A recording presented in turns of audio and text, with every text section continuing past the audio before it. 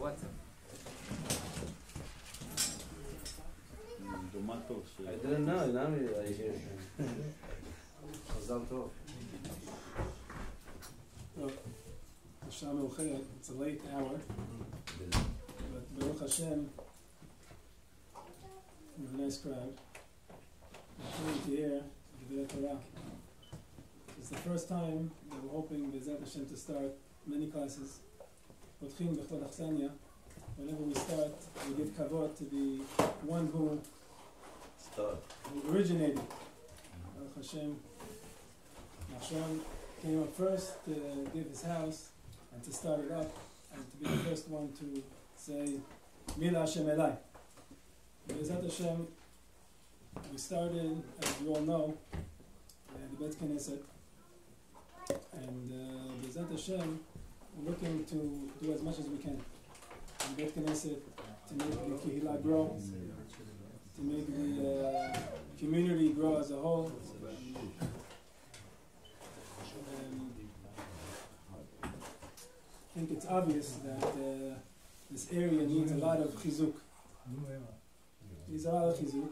And B'ezrat Hashem, together, as a community, everybody sitting here, I think is the part of the core of what's going on over here.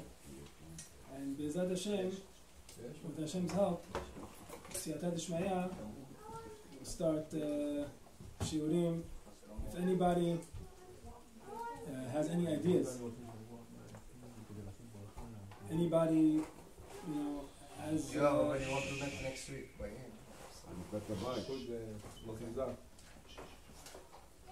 So, come forward, come tell us, speak to us, and B'ezrat Hashem, we'll try to work together.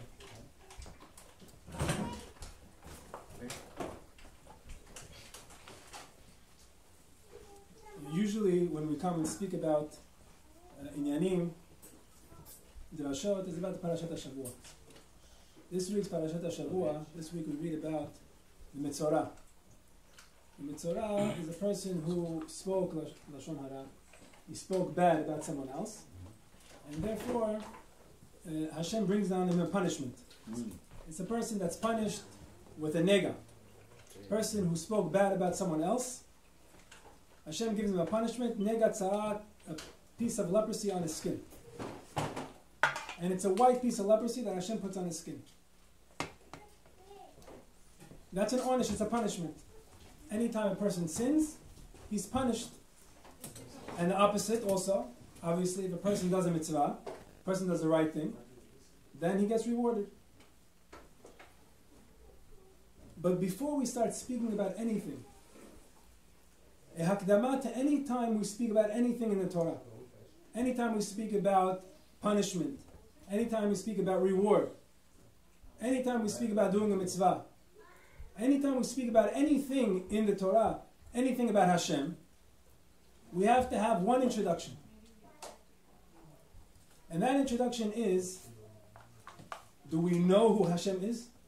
Do we really believe that there's someone watching over us? Do we really believe that someone commanded us to keep His commandments? Do we really believe that there's a punishment? Do we really believe that there's reward? Who is Hashem? Do we believe 100%? Not only do we believe, do we know? Do we know that He exists or not? That's the first question everyone asks himself and should ask himself before he starts learning what to do, what not to do. Because if a person doesn't know that there's an existence of Hashem, so no matter what you tell him to do, the Torah says to do this, and you have to do this, and you have to keep this mitzvah, and if you don't, this is going to happen, and if you do, you're going to get reward. If you don't believe in it, and you don't know that it's true, so then what's the point of learning everything? So before anything, before any drashot, before any parashat HaShavua, before any speaking about Lashon Hara, before speaking about any doing mitzvot, the first thing we must speak about is, do we know who Hashem is, and do we know that He exists? Throughout the whole Chag HaPesach, we spoke a lot about the Emunah. Emunah, belief. If I ask somebody, if I'm in a room that doesn't have any windows, and I ask that person, is it night outside or is it day outside? I don't know. There's no windows in the room. I know it was a long day already, it's close to night. I ask him, please tell me, is it night outside or is it day outside? Tells me it's night, let's say. I don't see anything. I trust him, I believe him. He's a person, I know him, I trust him, why not? If someone 2 minutes later comes and tells me, what are you talking about? It's still day. Now who would I trust? Maybe the second one is right. Maybe the first one is right.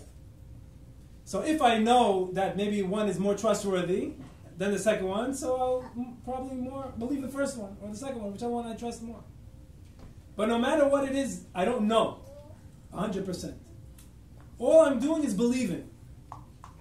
I believe him because maybe I trust him, maybe... That's belief. Belief is a pretty low level. It's because I have no other choice, so I believe him.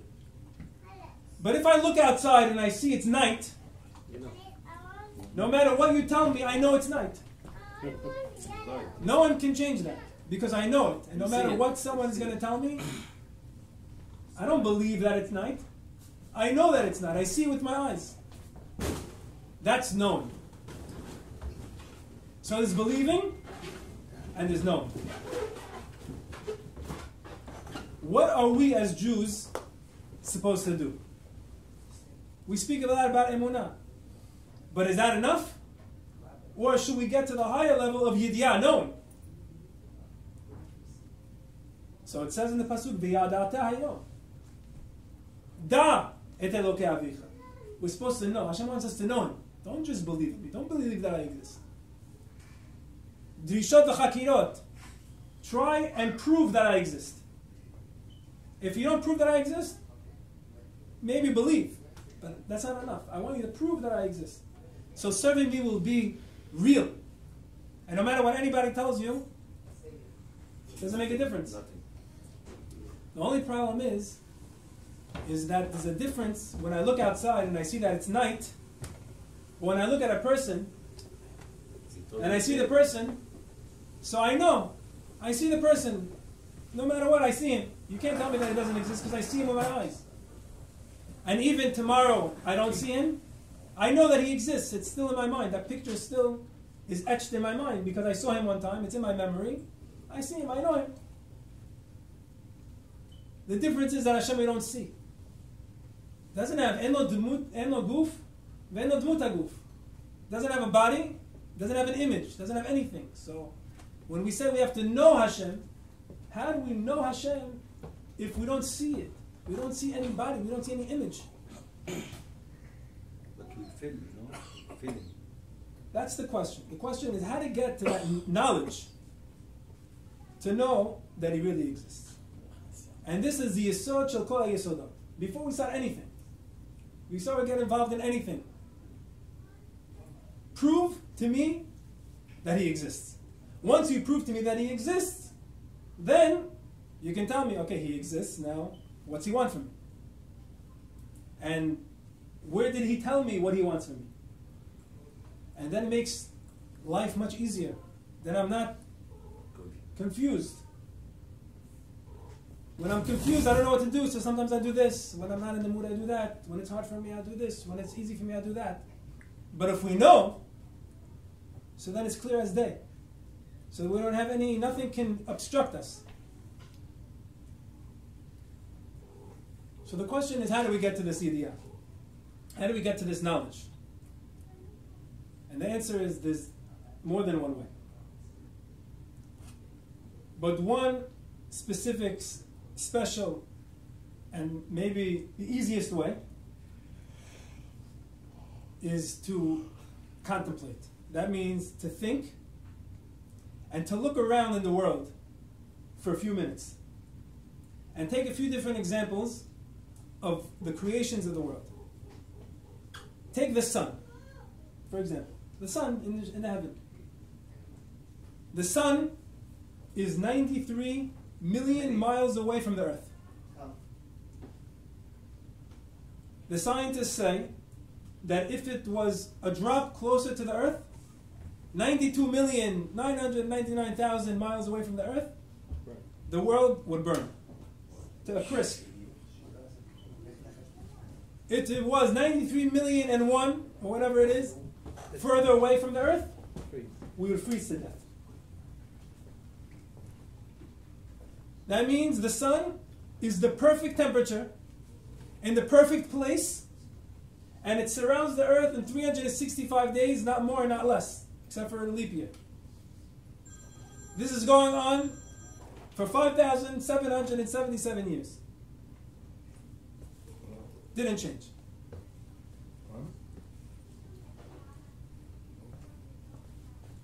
But maybe it was all from a big bang.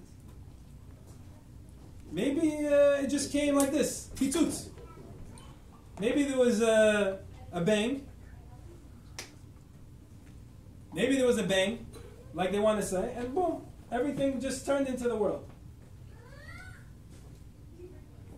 And the sun came in the perfect place.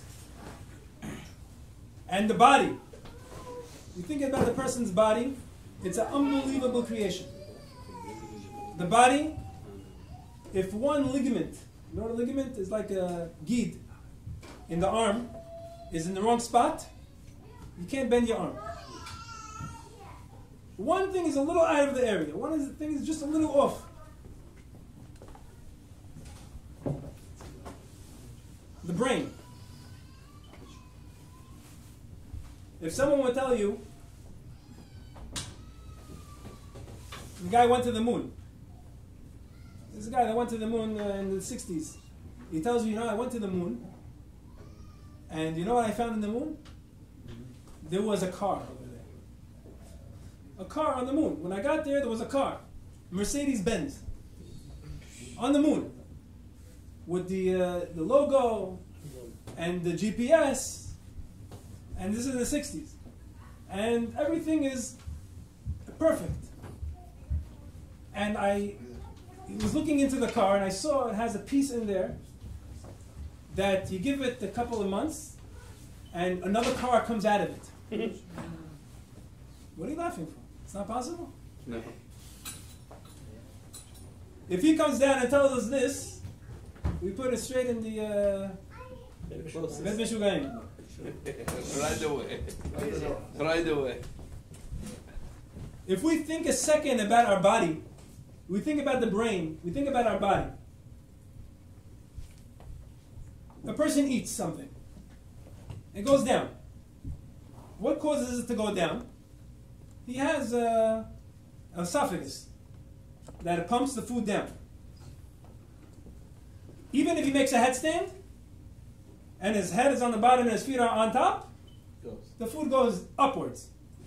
Either it goes downwards, or if he's standing upside down, it goes upwards. But then when the body doesn't need the food, even when he's standing right side up, it goes upwards and it comes out. And he throws out the food. So make up your mind. Does it go down?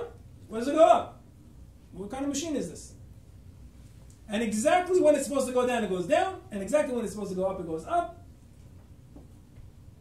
And the brain has over 10 billion electromagnetic waves that are going in your head every minute, every second, every millisecond. Millions and millions of electromagnetic waves going on in your brain. And when someone has some type of surgery on their brain, they're not the same person.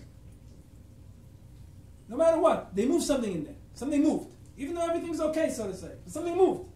He's not the same person. Why? What happened? Because it's not perfect. There's one thing over there that's moved out of place. And every single person sitting over here has billions and billions of electromagnetic waves going exactly the right spot and exactly the right place every single second. Who taught the brain how to do that? That's 1 million and maybe 1 billion times more complicated than the Mercedes-Benz. And a person's body procreates. Another body comes out. And another. And it continues going. Exactly 9 months. Every single time. Who programmed? You have a computer The computer is programmed by a computer programmer. There was no one in his right mind that says that a computer came on its own. But the world, which is 1 billion and 1 trillion times more complicated, that did come on its own.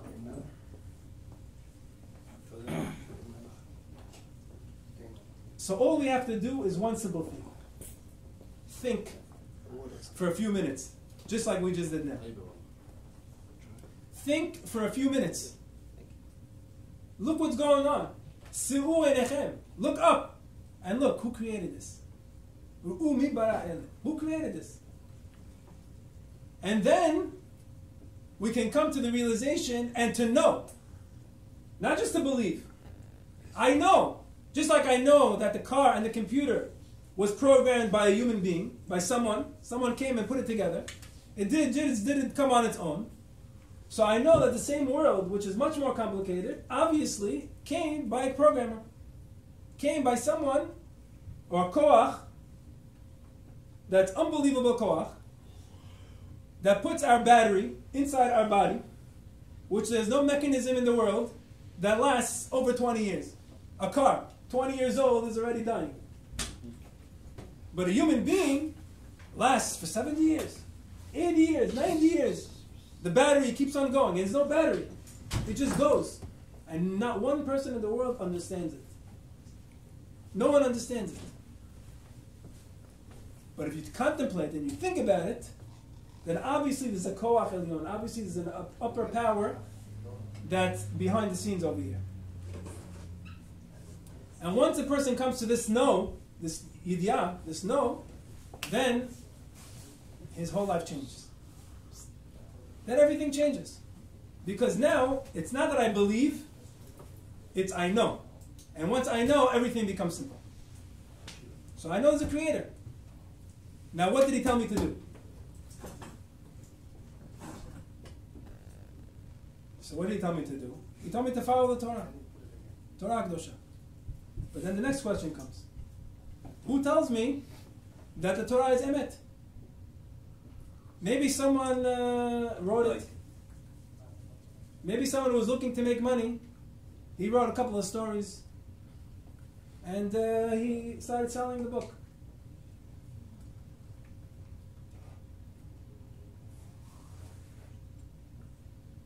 So obviously, first of all, the Torah Kedosha, if we go back in history, we'll see that it was given, we know it was given on Har Sinai. The Torah was given on Har Sinai. Yeah. How many people witnessed this? Millions. Millions witnessed it. How do you know millions witnessed it? Who told you? Maybe it's a lie. If I decide today to get a crowd, 20, 30 people, and say, you know what, let's start, I want to make money, let's have a good deal. Let's make a story that there was one time 30, 40, or 100,000 people, or 3 million people, that stood and did so-and-so, and God came to them and spoke. Is anybody going to listen to me? You have 2 Jews with 3 opinions. So if I have more than that, I have 3 million people that said, we all witnessed the same thing. And we're all giving it down to our children. This goes back hundreds and hundreds of years. How do you know about this? About Yetziat Mitzrayim and Pesach and the Matan Torah? How do you know about it? They told you. The generation before you told you. And who told them? Generation before them. They didn't make it up. No one made it up. And the whole world agrees to that. They believe it. The Goyim believe it also. The Arabic people, the Muslim, they call us the nation of the book. Sure. And there's one version, this you all know, of the Torah. The Torah, if you go back, go to Yemen, go to Syria, go to Morocco, go to anywhere you go in the world, you find the same exact words. Go back 1,000 years. Torah that was found thousands of years ago, 2,000 years ago. Same exact words of today. Nothing changed. Even though we've been going from exile to exile to exile to exile, we went all around the universe. Same exact word for word with no change.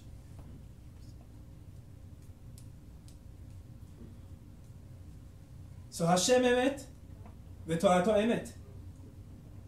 Hashem is emet, we believe, we know it. We just think about it for a few minutes. There's 100 examples you can give a tree. A tree also, the same thing.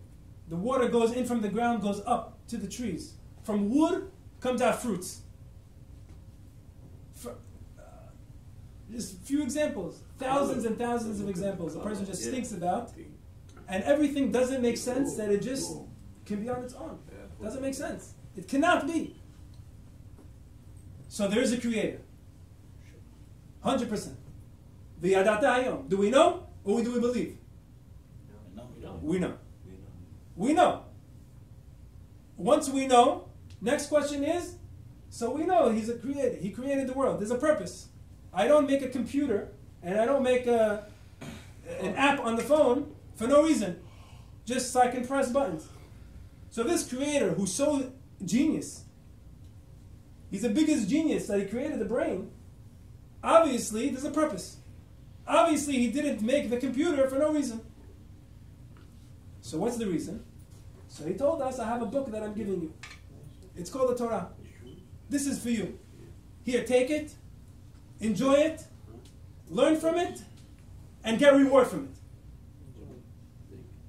Make the business deals, make the hashka'ah. Invest in learning the Torah, and you get the reward. So Hashem emet, v'torato emet. The Torah is 100% true. Now look at what they're finding now with the codes. The Torah codes. They're finding everything that happened. Bin Laden, Saddam Hussein, the Gulf War, World War I, World War II, Trump, everything you want is there and explained. Not from front to back. Front. Everything is written the way it's supposed to be written. This is something that doesn't exist in any other book. Try to take any other book and try to find where the guy was born and what date. It says the dates and everything, when everything happens. Of course, we see it after the fact. After we know what happened, we look for it in the Torah, but it was there already. The Chachamim told us many, many things and revealed to us many, many secrets. To prove to us also that the Torah is in it, that the Torah is truthful. And one example is, it says in last week's parasha we read, what's a kosher fish? A kosher fish is a fish who has fins and scales. Correct. Came the Chachamim, the rabbis, the Masechet Nida, and they told us every fish that has scales has fins. And a fish that has fins not necessarily has scales. So now, let's make a test. Go undersea and try to see if you're going to find a fish with scales and with no fins. If we find that, you know what we do? We take the whole Torah and we throw it away. Why? Because there's not one thing that was ever found to be false in the Torah. Never until today. Find me one thing, and then we'll start discussing. But the Chachamim, the rabbis 2,000 years ago, were confident enough to say, 2,000 years ago, there was no submarines, and no satellites, and nothing under the sea. They couldn't see anything under the sea. And they told us, we want to let you know and prove to you that the Torah is true. So what are we going to tell you? That any fish that has scales has fins. Prove otherwise. If you prove otherwise, the Torah is not true. They were so confident. And until now, nothing was found. There's never no fish ever in the world found with scales and not fins. Yeah. And there's other examples.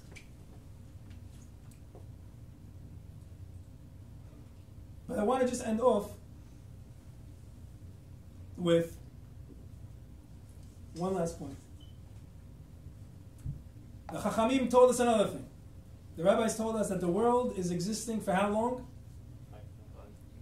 The existence of the world, maximum existence. 6,000. Maximum 6,000 years. Shit alfei shana hada alma. 6,000 years. The Chachamim lived, again, 2,000 years ago. They could have said 5,000 years. They could have made up any number. They said 6,000 years. We still didn't get to 6,000 years. If 6,000 comes and Mashiach doesn't come, we take the book and we close it. But the Chachamim were so confident. And they said that 6,000 not going to pass. 223 years left. Maximum. Not gonna know. Left to the world. And that's it. It's destroyed. There's no more world. Wow. Your great-grandfather, or great-great-grandfather lived there. I'll be there. Finished. What are we going to do? Nobody gets the check. But Mashiach is going to come before that. B'ezrat Hashem. Amen. Way before. We already see what's going on in the world. right? Unbelievable what's going on in the world. Way before.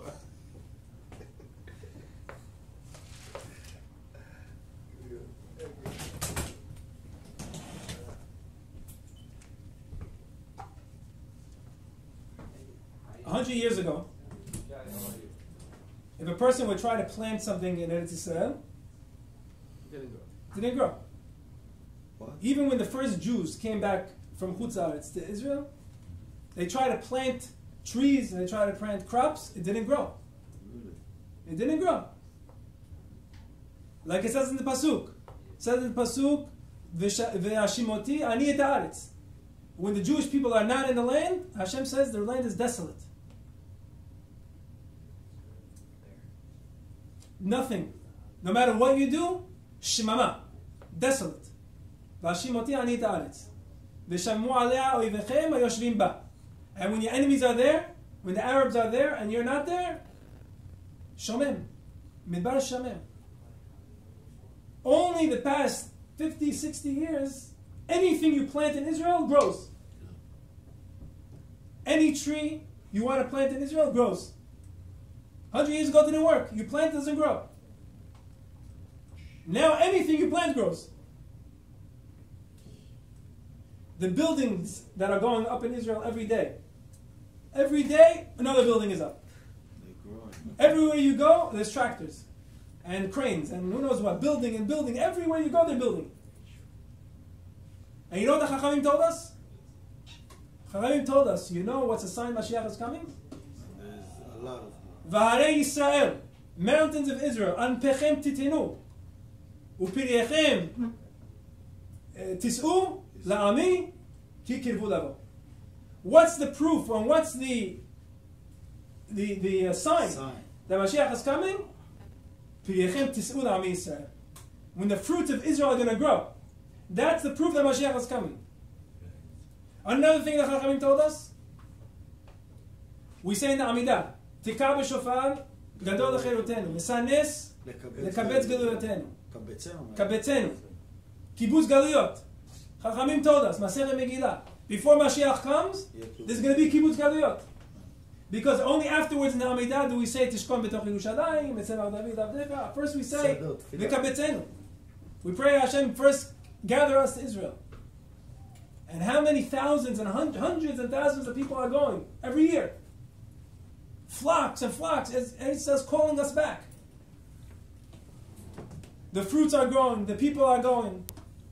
Slowly, people are just being nim'as me'eretz acher. When the countries were calling everybody, all the Arab countries, Morocco, Iraq, Syria, everyone was the Jews were being called there. America, the Jews were being called there. They were leaving Israel. They were going to the other cities, other countries. All of a sudden now, opposite. Everybody's leaving all the other countries. All the Arab countries are finished. Now we're left with America and Europe, and everybody's going up. Slowly, slowly. V'kabetzeno, it's another David. Hashem is showing us. But Hashem is asking us for one thing. At this time. You know me? Yes. We already all came to that conclusion. We know the decision. You believe in my Torah. You believe that everything's for your good. What do I want you to do? Mashiach's almost here. If Mashiach's almost here, what does Hashem want us to do before Mashiach comes? So we could be zocheh and we could have the merit to see him with our eyes. Because when we left Egypt, not everybody left. V'chamushim, a fifth of the people left. The people who didn't really believe, the people of this, they stayed there. Yeah. they didn't come out. They stayed there. Yeah. Who came out? The people who believed. The people who believe. The people who are going to be zocheh. The people who are going to have the merit to come back and to say to Hashem, I'm with you. Ba'eshu b'mayim. They're the people that are going to go out. 1, 2, 3. And they're not going to have to suffer any suffering that's going to maybe happen in the coming times. Big suffering. Suffering is inevitable. Suffering is part of the process. That's why the whole world is suffering. But to be saved in general and to come b'shuvah v'nachat, it says. What's going to bring us back? If we come back to Hashem, v'achzirenu b'shuvah she'lama lefanecha. We ask Hashem, bring us back to you. We want to come back to you. We know you exist. We know what the Torah says is emet. It's true. It's going to happen. Bring us back to you. We come back to Hashem. B'shuvah v'nachat tivashe'on. You know what's going to bring the Mashiach? And you know what's going to give us the zechut to see the Mashiach? B'shuvah v'nachat tivashe'on. If we do teshuvah. So our job is, the only job we have is right now to do teshuvah. Now what's teshuvah? Teshuvah has many different levels. Teshuvah doesn't just mean someone who's not religious becomes religious. That's teshuvah also. But teshuvah means to come closer to Hashem. Shuv, come back. Uva letzion goel. When is the goel going to come? When Yaakov is going to come back from doing the pesha. That's when Hashem's going to, he's going to take us out of Galut. So this is the Hagdama for anything. When a person knows this, so everything else becomes very easy. It becomes much more easy. Then you tell me afterwards, okay, the Pasuk says, don't speak about someone else. Don't speak Lashon Hara, you're going to get punished. Or, keep your mouth closed and you'll get reward. You know what it says when a person keeps his mouth shut? A person wants to speak about someone else. It's the hardest thing to keep his mouth shut. It's coming out. He's bursting against the other person. He wants this. Keeps his mouth quiet. Tole eretz al belima. You know what the world exists on? It exists on that person who closes his mouth when he wants to open his mouth.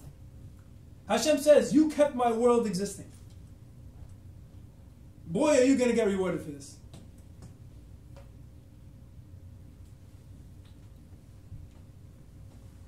ועל כל רגע ורגע שהאדם חוסם את פיו, a person wants to say something and he keeps his mouth shut, the Chachamim tell us, זוכה לאור הגנוז, אשר אין כל מלאך ובריאה יכולים לשער. A person who wants to say something and he says, you know what, let me hold myself back. Better if I don't say it. You know what he's zoche to? He's zoche le'or haganuz. He's zoche to the light that Hashem created in the 6 days of creation and hid it for the tzaddikim. This person who decides to close his mouth, he's going to see that light.